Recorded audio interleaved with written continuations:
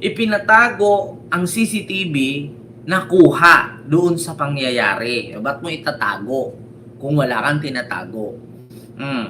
So, dahil kasi dyan mga kababayan, ito po yung source, no, na lumabas. Ito mga kababayan. Ito po kasi yung source na lumabas na kung saan si Moon Tulfo, no, o Ramon Tulfo, mga kababayan. Ito po ha. Si Ramon Tulfo po kasi mga kababayan ay may binulgar ayon sa kanyang Tweety Bird. Diba? Mga kababayan, ito, naku, malaman natin to si Ramon Tulfo. Ito. Asan na ba yun? Si Ramon Tulfo. Oh, si Tulfo. Ito, pakinggan niyo mga kababayan. Palabas lang at destabilization laban sa gobyerno ang barilan sa Senado ayon sa dating kolumnistang si Ramon Tulfo. Dahil sa nangyari, naging katawa-tawa raw ang institusyon. Narito ang agenda report ni Joash Malimban. Staged lang para sa veteran journalist and political commentator na si Mon Tulfo ang nangyaring putukan sa Senado kagabi. Tingin niya, baka na ito ng bagong talagang Senate President na si Senator Alan Peter Cayetano. Sa isa sa mga dahilan, si Cayetano ayaw niya umabot yung impeachment sa Senado. Para yung mga DDS to get the sympathy of the public and for the DDS to gather, to converge in the Senate. Questionable rin anya ang naging parte ni Acting Senate Sergeant at Arms Mau Aplasca, lalo na't kaklase raw ito ni Senator Bato de la Rosa sa Philippine Military Academy. Ayan na. Si de la Rosa rin daw mismo ang nagbigay ng suhestyon na si Aplasca ang gawing Sergeant at Arms matapos magbitiw sa pwesto ni retired Major General Edgardo Rene Samonte noong Lunes. Suspecha niya, prinotektahan at tinulungan ni Aplasca ang senador sa umano'y staged chaos sa Senado. Ayon kay Tulfo, parte ito ng umano'y isang destabilization plot laban sa Marcos Jr. administration. Kaya para sa kanya, ang bagong liderato ng Senado ang dapat sisihin sa nangyaring gulo. Di ba pang nakapasok si Bato, saan siya sumakay? Sa kotse ni Cayetano? Ay, namin yata ni Senate President Alan. Mismo. In other words, all the while, tinatago niya si Bato. Sa press con kanina, sinabi ni na NBI Director Melvin Matibag at PNP Chief Jose Melencio Nartates Jr. na iniimbestigahan na ang posibilidad na staged ang nangyaring putukan sa Senado. Ayon kay Tulfo, tila laughingstock sa buong mundo ngayon ang isa sa mga dapat ay pinakakagalang-galang na institusyon sa buong Pilipinas. Para sa agenda, Joash Malimban, Billionaire News Channel. Mag-follow sa aming mga social. Ayan na, mga kababayan, narinig nyo naman ang usapan. Yun ang binulgar ni Mon Tulfo, mga kababayan, dito sa Billionaire News Channel. Nako, ayan na nga, basahin ko din ha. Ito ang tunay na nangyari sa putukan sa Senado kagabi. Ayon sa aking Tweety Bird, 37 shots fired came from personnel of the Senate Sergeant at Arms kay Mau Aplasca. Not shoot were fired by NBI agent. Aplasca and Bato were classmates at the Philippine Military Academy. Senate President Alan Cayetano and course fugitive of justice. Bato staged the commotion. They wanted to gain public sympathy and call the stupid DDS to gather outside the Senate. Araw rin ni Cayetano na matuloy ang impeachment ni VP Sara, kaya gumawa siya ng senaryo ayon sa aking Tweety Bird. Naku, mga kababayan, planado nga nila.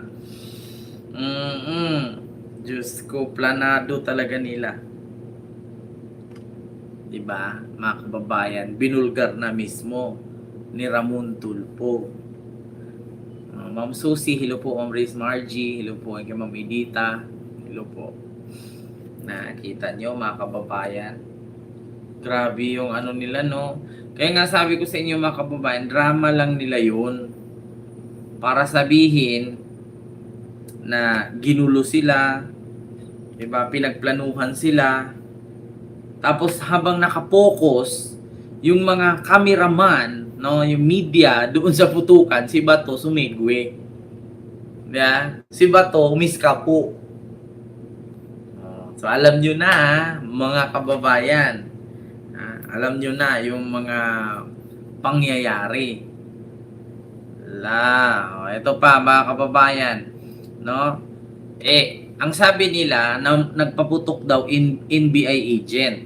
Ngayon mga kababayan, yung asawa mismo ng NBI agent na nagpaputok at hinuli di umano, nagreklamo siya ngayon mga kababayan. Yan po yung asawa, hindi natin ipakita yung mukha. Sabi dito, tinulungan niyo asawa ko. Nanindigan si Rodelin ang asawa ng inarestong, tulungan niyo asawa ko. Nanindigan si Rodelin ang asawa na inarestong suspek sa putukan sa Senado na walang ginawang mali ang kanyang mister. Naunang nilinaw ni Director Melvin Matibag na volunteer at hindi opisyal ng NBI ang naturang suspek. Kasama umano siya ng grupo ng NBI sa Senado bilang driver. Pinahawak lang din umano sa suspek ang baril pero hindi na kitang ipinutok niya ito. Naku mga kababayan, walang baril pala yung hinuli. At pangalawa, driver lang ng NBI yun, volunteer na nasa loob. Hindi siya miyembro. Ito na sabi nung asawa ni ayan, sabi niya, wala pong kasalanan ng asawa ko, wala po yung baril. Nako, yan ang mahirap Mahilig kasi sila sa intriga, mahilig sa yung pinaplantingan ka, tinataniman ka. Ngayon, mga kababayan, ginawa na yan nila noon sa panahon ni Digo. Ngayon, gagawin na naman nila. Usa is the one who blowing. Tama po yan. Ma'am Jingjing Baha. Diyos ko mga kababayan. Kaya good luck na lang, no? Good luck na lang mga kababayan kasi si PBBM mismo ay nanawagan na. Ang sabi ni PBBM, huwag masyadong maniwala kasi hindi gobyerno ang nagpabaril. At saka mga kababayan, hindi natin alam sino ating papaniwalaan. Ang sabi ni John B. kagabi, tauhan daw nila yung namaril. Sabi naman ni PBBM, hindi daw tauhan ng gobyerno. Diyos mio Marimar. Hindi naman po pwedeng ang namaril nun mga kababayan ay si Sara Duterte. Si Sara nasa dahig.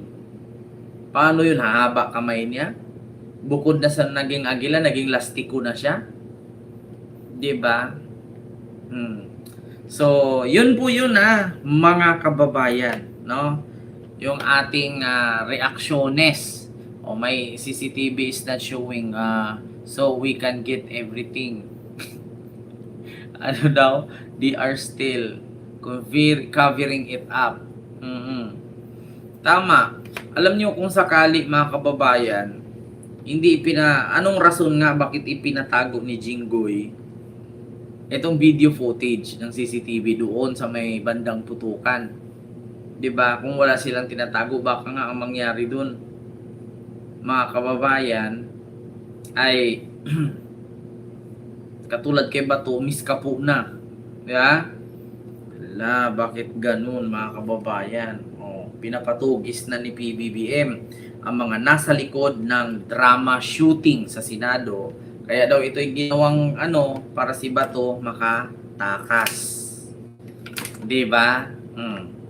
So, yun lang. Mga kababayan.